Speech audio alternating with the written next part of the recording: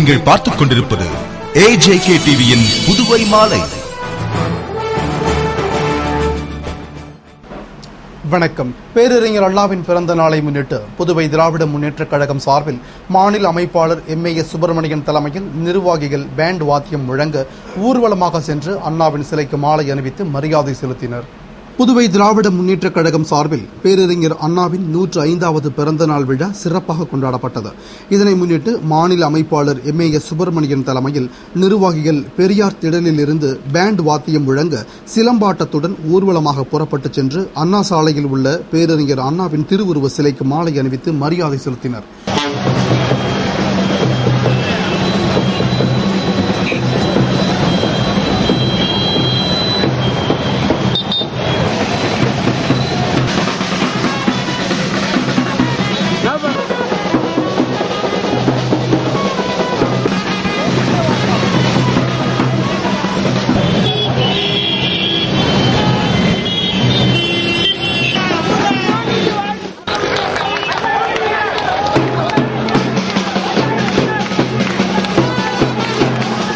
நிகழ்ச்சியில் முன்னாள் முதலமைச்சர் ஜானகிராமன், அவைத்தலைவர் சுப்புராயன், துணை அவைத்தலைவர் சீதா வேதநாயகம், துணை அமைப்பாளர்கள் SP சிவக்குமார், ராஜாராமன், பொருளாளர் அனிபால் கென்னடி, முன்னாள் இளைஞரணி அமைப்பாளர் சிவா, சோமசுந்தரம், சட்டமன்ற உறுப்பினர் நந்தா சரவணன், இளைஞரணி அமைப்பாளர் முகமது யூனுஸ், தொகுதி செயலாளர் ஏம்பலம் செல்வம், இளைஞரணி துணை அமைப்பாளர்கள் IG வீரராகு, திருவாண்டார்கோவில் காந்தி, பருதி இளம்பழுதி, முன்னாள் அமைச்சர் மணிமாறன், முன்னாள் சபாநாயகர் பழனிராஜா உள்ளிட்ட நிர்வாகிகள் பங்கேற்று ஊர்வலமாக சென்று அண்ணாவின் சிலைக்கு மாலை அணிவித்து மரியாதை செலுத்தினர்.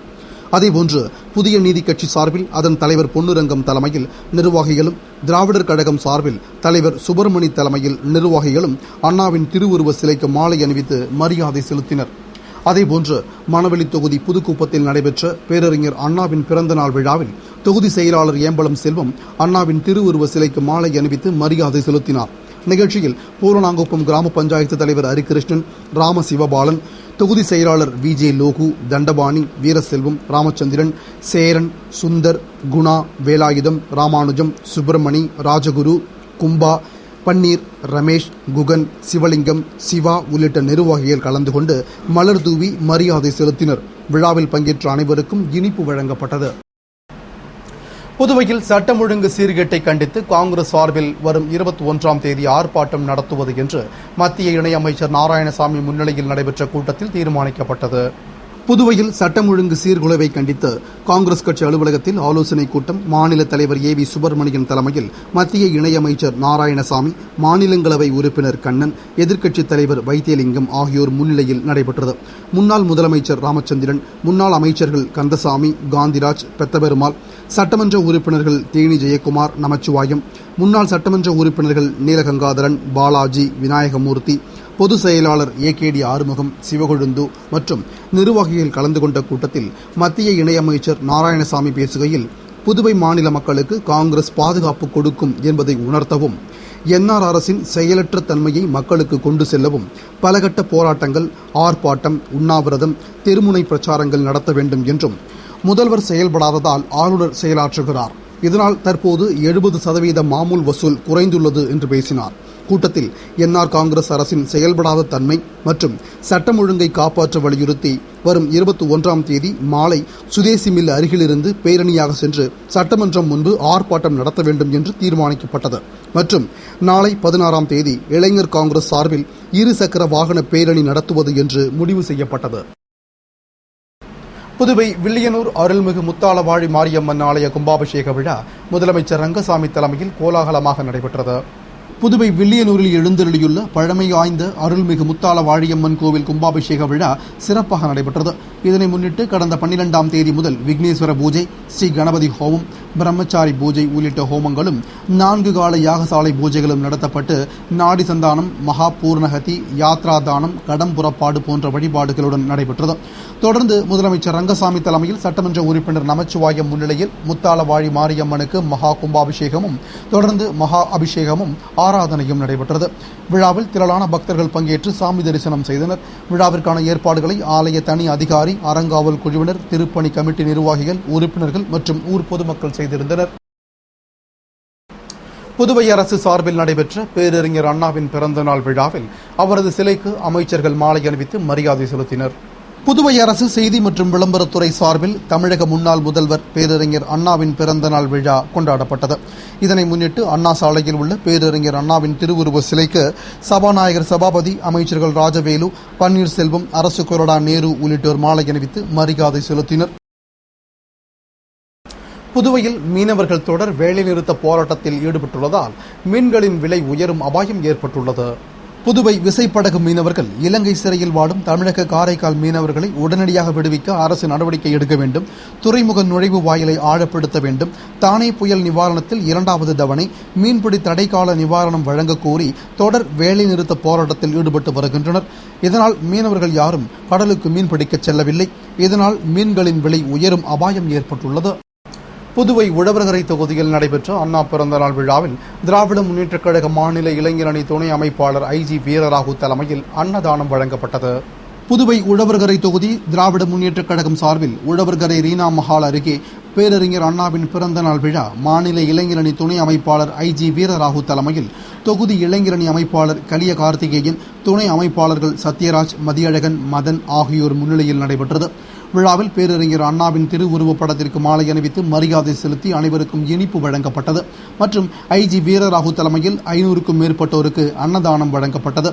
விழாவில் தொகுதி கழக முன்னோடிகள் Rajaguru, Benjamin, Ramesh, Hari, David, Esther உள்ளிட்ட நிர்வாகிகளும் மற்றும் மாநில மாணவரணி அமைப்பாளர்கள் மணிமாறன், ஆதி திராவிடர் நலக்குழு அமைப்பாளர் ஐயனாரப்பன், திருபுவனை தொகுதி பார்த்திபன் உள்ளிட்டோர் கலந்து கொண்டனர்.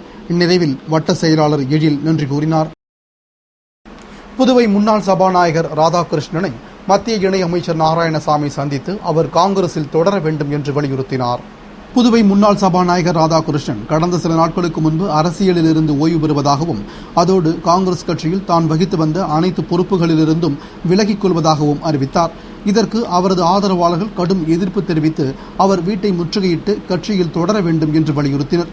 இந்நிலையில் மத்திய இணையமைச்சர் நாராயணசாமி ரெட்டியார்பாளையத்தில் உள்ள ராதாகிருஷ்ணன் வீட்டிற்கு சென்று ராதாகிருஷ்ணனை சந்தித்து அவர் அரசியலிலிருந்து விலகக்கூடாது, காங்கிரஸ் கட்சியில் தொடர்ந்து நீடிக்க வேண்டும் என்று கருத்து தெரிவித்தார். கருத்து வேறுபாடு ஏதேனும் இருந்தால் பேசி தீர்த்துக் கொள்ளலாம் என்று அவர் தெரிவித்தார். அதற்கு ராதாகிருஷ்ணன் மத்திய அமைச்சரின் கருத்துக்களை கவனத்தில் கொள்வதாகவும் தனக்கு கால அவகாசம் தருமாறும் கேட்டுக் கொண்டார். புதுவையில் போக்குவரத்து நெரிசலுக்கு நிரந்தர தீர்வு காண வேண்டும் என்று முன்னாள் சட்டமன்ற உறுப்பினர் சிவா வலியுறுத்தியுள்ளார். இதுகுறித்து முன்னாள் சட்டமன்ற உறுப்பினரும் திராவிட முன்னேற்றக் கழக மாநில முன்னாள் இளைஞரணி அமைப்பாளருமான சிவா வெளியிட்டுள்ள அறிக்கையில், காலங்காலமாக ஆயிரக்கணக்கான மக்கள் பயன்படுத்தி வந்த நீடராஜப்பையர் வீதி தற்போது ஒரு வழி பாதையாக மாற்றப்பட்டுள்ளது. இந்த வீதி அமைக்கப்பட்ட காலத்தில் மக்கள் நலனை கருத்தில் கொண்டு அகலமான பாதையாக அமைக்கப்பட்டதால் வஉசி, பெத்துச்சாமினார், இம்மாக்லேட் போன்ற பள்ளிகளுக்கு செல்வோரும் அரசு அலுவலகங்களுக்கு மற்றும் அரசு மருத்துவமனைக்கு செல்பவர்கள் என தினமும் 25,000க்கும் மேற்பட்டோர் பயன்படுத்தி வந்த நிலையில் தற்போது சட்டசபையிலிருந்து வரும் அமைச்சர்கள் வசதிக்காக ஒரு வழி பாதையாக மாற்றப்பட்டுள்ளதால் அந்த வீதியை இத்தனை ஆண்டுகளாக பயன்படுத்தி வந்த மக்கள் சிரமம் அடைந்துள்ளனர் என்று தெரிவித்தார். மேலும் வெள்ளாழ் வீதி முட்டு வீதியாகவும், சவரி ராயுலு வீதி அண்ணா சாலை வரை செல்ல முடியாத வீதியாக உள்ளதால் அந்த வீதிகளை பயன்படுத்த முடியாத நிலை உள்ளது. எனவே நீடராஜப்பையர் வீதியை ஒரு வழி பாதையாக மாற்றம் செய்யும் முன் அனைவரிடமும் கலந்து ஆலோசித்திருக்க வேண்டும். மேலும் புதுவையில் பெருகி வரும் போக்குவரத்து நெரிசலை கட்டுப்படுத்த போக்குவரத்து துறையும் காவல்துறையும் இணைந்து தற்காலிக தீர்வு காணாமல் நிரந்தர தீர்வு காணும் நடவடிக்கையில் ஈடுபட வேண்டும். பல்வேறு மாநிலங்களிலிருந்து வந்து தொழில் புரியும் நிறுவனங்களுக்கு அனுமதி அளிக்கும் போது மக்களுக்கு போக்குவரத்து இடையூறு இல்லாதவாறு அனுமதி வழங்க வேண்டும். ஆனால் முறையாக அனுமதி பெறாமல் நகரின் முக்கிய சாலைகளில் நிறுவனங்கள் ஏற்படுத்தும் போக்குவரத்து நெரிசலில் மக்கள் அவதியுறுகின்றனர். எனவே போக்குவரத்து நெரிசலுக்கு நிரந்தர தீர்வு காணவும், நீடராஜப்பையர் வீதியை ஒரு வழி பாதையாக மாற்றியதை மறுபரிசீலனை செய்யவும் காவல்துறை முன்வர வேண்டும் என்று அவர் வலியுறுத்தியுள்ளார்.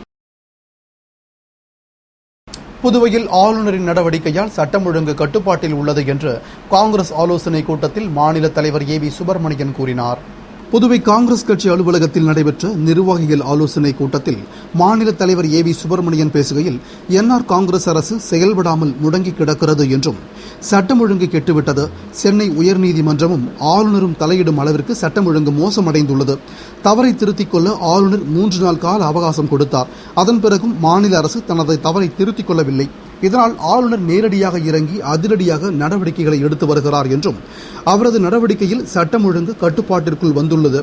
ஆளுநரின் இந்த துணிகர நடவடிக்கைக்கு அரசியல் சாயம் பூச வேண்டாம் என்றும் மக்களை காப்பாற்ற தலைமை நிர்வாகி என்ற முறையில் அவர் தனது கடமையை செய்கிறார் என்று பேசிய அவர் மேலும் செயல்படாத ஆளும் என்ஆர் காங்கிரஸ் அரசை கண்டித்தும் சட்டம் ஒழுங்கை காப்பாற்ற வலியுறுத்தியும் பலகட்ட போராட்டம் நடத்த உள்ளதாகவும் வரும் 21ஆம் தேதி மாநிலம் ஸ்தம்பிக்கும் வகையில் ஆர்ப்பாட்டம் கண்டன பேரணி நடைபெறும் என்று பேசினார். புதுவை வில்லியனூர் அருள்மிகு திருக்காமேஸ்வரர் கோவிலில் 24 கால் முன் மண்டபத்தில் பழமை மாறாமல் மண்டபத்தை பழுதுபார்க்கும் பணியின் துவக்க விழா நடைபெற்றது. புதுவை வில்லியனூரில் எழுந்தருளியுள்ள அருள்மிகு கோகிலாம்பிகை உடனுரை திருக்காமேஸ்வரர் கோவிலில் கோவில் கும்பாபிஷேக திருப்பணிகள் நடைபெற்று வரும் நிலையில் 24 கால் முன் மண்டபம் பழுதடைந்து உள்ளதால் அதன் பழமை மாறாமல் கருங்கல் தூண் அமைத்து மண்டபத்தை புதுப்பிக்கும் பணியின் துவக்க விழா நடைபெற்றது. விழாவில் கடக்கால் பூஜை செய்யப்பட்டு 3 கருங்கல் தூண்கள் அமைக்கப்பட்டு பணிகள் துவங்கியது. விழாவில் அறங்காவல் குழுவினர், தனி அதிகாரி, பொறியாளர்கள், சிவாச்சாரியர் மற்றும் பொதுமக்கள் கலந்து கொண்டனர். புதுவை முதலியார்பேட்டையில் திராவிட முன்னேற்றக் கழக மாநில அமைப்பாளர் MAS சுப்பிரமணியன் தலைமையில் தொகுதி கழக வளர்ச்சி குறித்த செயல் வீரர்கள் கூட்டம் நடைபெற்றது. புதுவை முதலியார்பேட்டை தொகுதி உழந்தைகீரப்பாளையம் சுந்தரமூர்த்தி இல்லத்தில் தொகுதி திராவிட முன்னேற்றக் கழகம் சார்பில் தொகுதி கழக செயல் வீரர்கள் கூட்டம் நடைபெற்றது. நிகழ்ச்சியில் மாநில அமைப்பாளர் MAS சுப்பிரமணியன் கலந்து கொண்டு தலைமை தாங்கி தொகுதி கழக நிர்வாகிகளுடன் தொகுதி கழக வளர்ச்சி குறித்து கலந்துரையாடினார்.